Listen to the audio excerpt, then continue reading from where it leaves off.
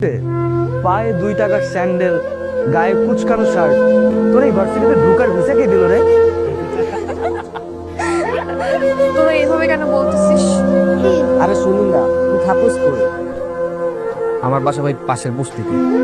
তুই শালা এমন একটা চিজ যে কিনা আমাদের ভার্সিটির পরিবেশটাই নষ্ট করে ফেলছিস। শোন, এটা হচ্ছে প্রাইভেট ইউনিভার্সিটি, এখানে স্মার্ট আর রিচ কিডরা পড়তে আসে।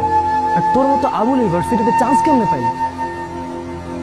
তোর তো একটা জুতা কেনার সামর্থ্য নাই, আর তুই ভার্সিটির সেমিস্টার ফি কিভাবে দিস? হ্যাঁ শোন, ওরা তোদের মতো ড্যাম স্টুডেন্ট নাকি সেমিস্টার ফি দিয়ে পড়তে হবে? তোরা কি রেজাল্ট জানিস? ও 100% ওয়েবার পেয়েছে, আর এই ইউনিভার্সিটিতে পড়তে কোনো টাকাই লাগে না, ওর মেধা দিয়ে চান্স পেয়েছে। নেক্সট আর কিছু বল।